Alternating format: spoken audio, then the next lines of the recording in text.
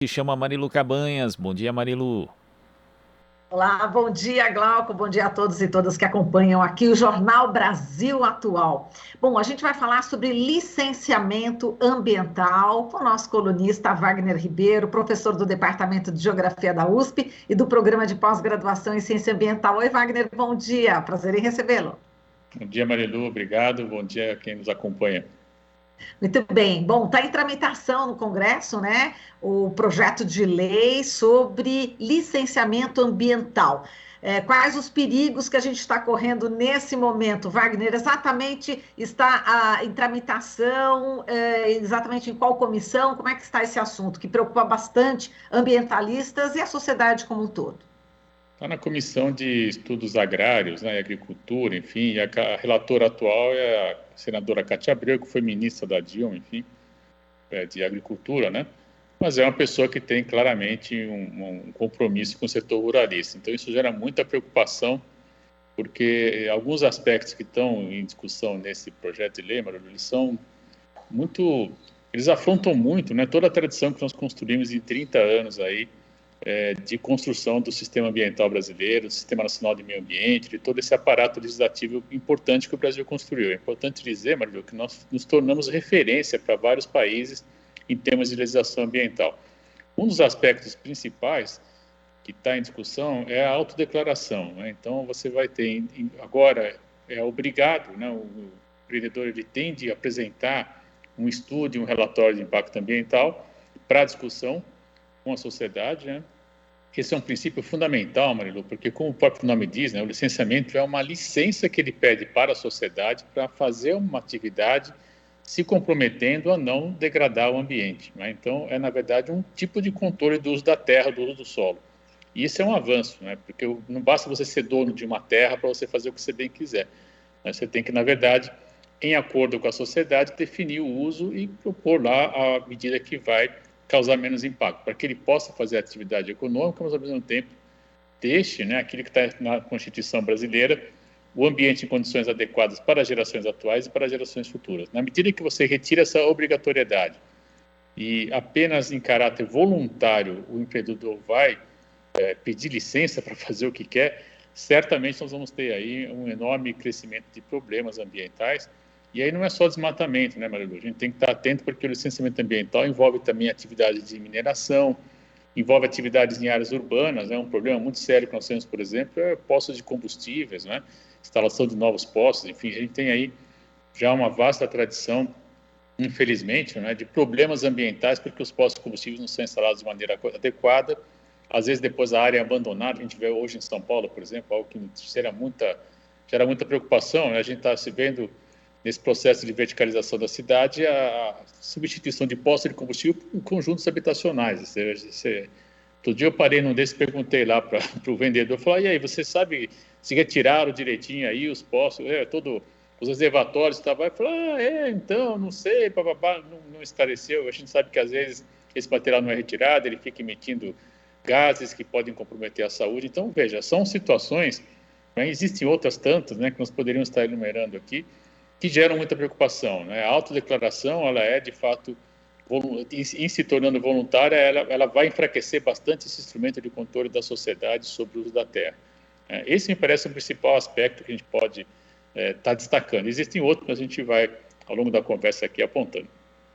Exato. Agora, Wagner, falando dessa autodeclaração, autolicenciamento, na realidade é uma espécie lá que a pessoa faz, né? O ruralista, ele faz um cadastro, na realidade, né? E que depois pode ser fiscalizado ou não, não é isso? Ao invés desse termo, né? Autodeclaração, autolicenciamento, né?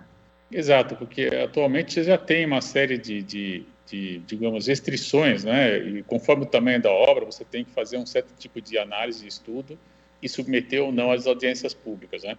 Essa facilidade, entre aspas, ela vai crescer muito, ela vai chegar a níveis que vão tornar o controle ambiental pela sociedade praticamente inexistente, né? E isso é muito ruim, porque o argumento que eles apresentam para a sociedade é que vai desburocratizar. Por que eles acham que é burocrático, né? Porque a gente sabe, eu tenho alunos já 30 anos de carreira universitária, já formei muitos colegas, todos são colegas que trabalham de maneira séria, produzindo estudos de impactos e relatório ambiental, E ele diz o seguinte, com muita frequência, o empreendedor não aceita a melhor solução técnica, ele quer aquilo que é conveniente para ele. Então, aí começa uma batalha, né, um ir e vir de documentos, porque ele encaminha um documento frágil, às vezes, em termos técnicos, com uma série de lacunas. O órgão ambiental, e eu tenho também vários alunos que trabalham em órgãos ambientais, avaliando, analisando essa documentação, claramente define, olha, isso aqui está frágil, a literatura não aponta isso, enfim, você começa a ter um fluxo de material de vai e vem que ele chama de burocracia, né? Quando na verdade é um estudo mal feito, que na origem não é mal feito, o empreendedor que não aceita a melhor solução técnica apresentada e começa então, num primeiro momento, enfim, incomodar o técnico que está fazendo o estudo e depois incomoda o Estado porque fica mandando um trabalho ruim, cheio de lacunas, né? E aí evidentemente que o técnico que está na função importante de salvaguardar o interesse público, ele acaba muitas vezes pedindo mais esclarecimento. E esse ir e vir que eles chamam de burocracia, quando na verdade são estudos mal feitos que levam a essa aparente confusão, mas na verdade o técnico que gera o estudo, quanto também o técnico que está analisando o estudo, estão preocupados com o interesse geral, né? E isso é que deveria predominar. Então você imagina como é que vai, se já está assim, com todos os mecanismos que nós temos, imagina o que vai virar, né, quando vai ter o autolicenciamento, a autodeclaração. Aí realmente é a barbárie em termos de conservação ambiental.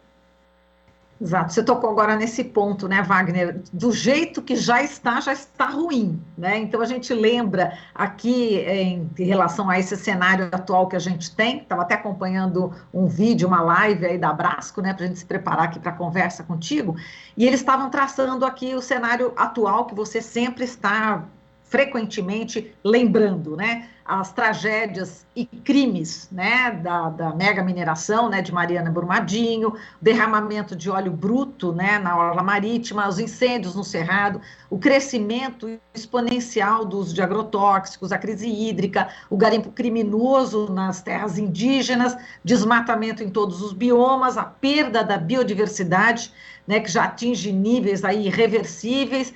Quer dizer, o contexto aí de emergências climáticas também, que é um problema atual, a gente está vendo aí, enfim, essas chuvas, né, tão intensas no sul da Bahia e no norte de Minas Gerais. Quer dizer, a boiada já está passando, já faz um bom tempo, né, desde que houve o golpe, não é isso, Wagner?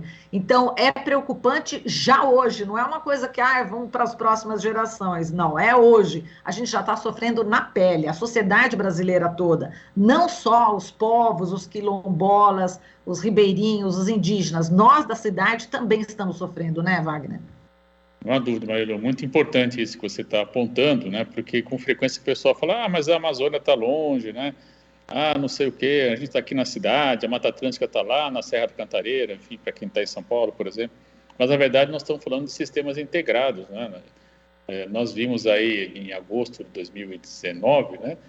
18, na verdade, quando chegou aqui aquela fumaça vindo das queimadas da Amazônia, né? Do mesmo modo que vem a fumaça, que é ruim, vem também a chuva, que é bom, né? É claro que agora nós estamos assistindo, no caso da Bahia, um deslocamento importante, causado já, segundo os meteorologistas e climatólogos aí, então, já com indicação, né, desses eventos extremos, houve um certo deslocamento em função de um sistema de baixa pressão, entrou com muita força lá e a massa ficou concentrada, gerando esse volume de chuva absurdo, né? Que era para chover em 6 meses, choveu em poucos dias, né? A média era de 80 milímetros, chegou a 500 milímetros, imagine você, é algo realmente impressionante o que ocorreu lá. E é um efeito já dessas mudanças climáticas, desse desmatamento que, de alguma maneira, altera, né, o que a gente está chamando de rios transfronteiriços, né, aéreos, né, que é a água que sai da Amazônia e ela acaba sendo oferecida, entre aspas, né, como um serviço ambiental para outras partes do Brasil. Então, quando você tem um desmatamento lá, você afeta essa dinâmica de maneira expressiva. Quando você tem a urbanização sem controle, a gente está criando áreas de temperatura mais elevada, né? Você imagina quando você tem uma metrópole como São Paulo, Rio de Janeiro, mesmo Belo Horizonte, enfim, grandes áreas, né, extensas áreas urbanas, com temperatura mais elevada, você tem uma massa de ar mais fria chegando. Então, aquela chuva aqui, né, a imagem clássica da São Paulo da Garoa, ela se dilui, ela se perde, porque você tem um choque muito mais intenso e essa precipitação ela vem com maior intensidade. Isso tem problemas. Nós sabemos que as vulnerabilidades sociais existem, permanecem, infelizmente. Aí a gente vai começar a assistir, infelizmente, né, mortes, escorregamento de vertentes, enfim, alagamentos. e também a dificuldade para acumular água, porque quando essa chuva vem com muita intensidade, nossos reservatórios não estão preparados também para absorver essa água. Então, a chuva muito intensa, ela também não é boa, né? Como é que a gente vai evitar esses extremos, né? Aí sim, com controle do desmatamento, evitando as mudanças climáticas passando de 1,5 grau até 2, que é o limite que está se preconizando. E, infelizmente, essas ações que estão propostas no plano, nesse projeto de lei de revisão do licenciamento, vai agravar esse cenário todo, porque vai flexibilizar ainda mais a possibilidade do desmatamento. Exato. E mudando essa questão do licenciamento ambiental aí na esfera federal, vai ter impacto também nos níveis estadual e municipal, não é isso? Porque, enfim, vai ter aí uma, entre aspas, né, uma guerra onde a gente pode burlar mais a lei ou não, dependendo do estado, né? Flexibilizando mais ou não é isso, Wagner? Na verdade, o projeto de lei está buscando uma centralização, né? Hoje a gente tem um Sistema Nacional do Meio Ambiente que foi construído, eu tive a satisfação de participar de muitas assembleias públicas discutindo isso aí na época do começo dos anos 2000, né? Primeiro governo Lula, Marina Silva ainda uma outra perspectiva como ministra, enfim, não só eu, outros tantos colegas, companheiros, ajudamos a construir isso com audiência pública, não era reunião fechada de consultoria, né? Que a gente está assistindo agora, né? E é um outro cenário. E o Sistema Nacional do Meio Ambiente, ele deixa muito claro, Marilu, o município, se ele tiver um grupo técnico habilitado, ele pode fazer licenciamento ambiental. A mesma coisa vai para a escala estadual, né? E aí sim, se não houver nessas duas escalas, chega na escala federal. Esse modelo atual está propondo quase que uma ruptura de toda essa organização, centralizando de novo, né, na escala federal. O que, para o governo atual, né, é muito ruim. Se tivéssemos um governo mais democrático, talvez possa ser bom. Então, essa centralização, de todo modo, ela tira poder dos municípios e dos estados, né? A Constituição de 88, ela foi bastante, eu não uso a palavra municipalista, que eu acho um pouco exagerado, mas ela foi descentralizadora. Nós vimos um período de ditadura, de centralização do poder, e ela flexibilizou, no caso da gestão ambiental, permitindo aos municípios que consigam montar um grupo técnico, se tornarem também membros do Sistema Nacional do Meio Ambiente e emitirem licenciamento. Esse projeto de lei está mexendo com isso tudo, né, promovendo uma nova centralização, que é clássico de governos autoritários, como a gente está assistindo hoje, infelizmente, no Brasil. E, Wagner, só para a gente lembrar, hoje, Chico Mendes, né, o seringueiro, grande líder brasileiro, faria 77 anos, né, é aniversário de nascimento dele, e é importante sempre a gente reverenciar a memória de Chico Mendes nesse momento, não é isso, Wagner? Não há dúvida, Marilu. Ele é lembrado como ambientalista, ecologista, mas antes de mais nada ele foi presidente do Sindicato dos Seringueiros, né, de Chapuri, no Acre, e é desse modo que ele se projeta na luta social, criando um mecanismo extraordinário, né, que é o empate. O que era o empate? Ele se antecipava à chegada das máquinas que iam desmatar e levava as famílias, né, crianças, mulheres, enfim, e se posicionava diante das máquinas, assim, diante da área a ser desmatada. E dessa maneira ele evitava o desmatamento. É claro que com isso ele tinha a manutenção da área na qual ele extraía o látex, mantinha a sua atividade, e ao mesmo tempo mantinha a floresta em pé, né? Então, por conta disso, infelizmente, ele foi assassinado de maneira, enfim, covarde, né? Tiro pelas costas, enfim, na sua própria residência. E é sempre bom lembrar, assim, toda essa luta, essa trajetória importante, né? Ele era uma pessoa muito serena, tive também a fortuna de estar com ele uma vez, mas foi muito interessante. Foi justamente quando ele fez a última palestra dele, né? Foi na Associação dos Jovens Brasileiros, na USP, em São Paulo, em 88, pouco antes dele ser assassinado. Inclusive, naquele momento, ele anunciou que estava sendo ameaçado. Nós ficamos muito preocupados. Ele já havia apontado essa possibilidade em outros eventos também, né? E fizemos todo um esquema na ocasião para transportá-lo, enfim, com todos os cuidados, mas infelizmente quando ele retornou para Chapuri, ele acabou realmente sendo alvejado de maneira covarde, um tiro pelas costas, e perdemos, né, uma grande liderança ambiental e um grande trabalhador, uma grande liderança sindical. Então é sempre importante lembrar. Eu não me lembrava dessa data hoje, que bom que você lembrou, importantíssimo trazer essa memória à nossas lembranças aqui. Muito bem. E Wagner, agora parece que você já vai ter um período de férias, agora já dá Feliz Natal para você já agora.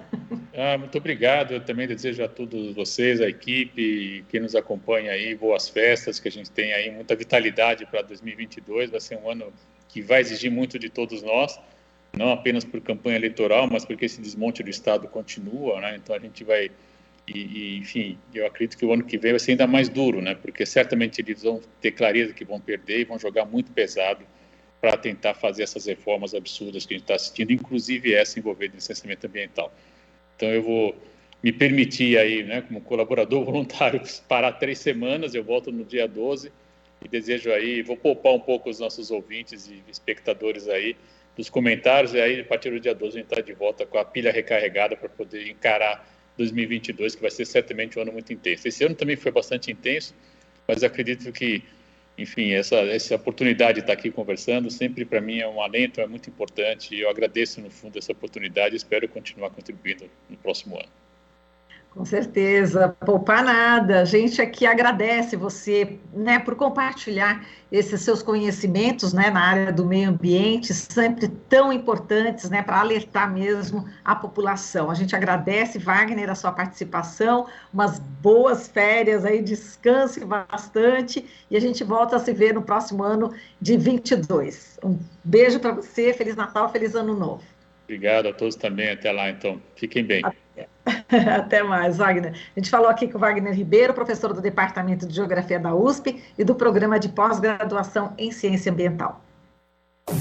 Você está ouvindo Jornal Brasil Atual. As notícias que os outros não dão.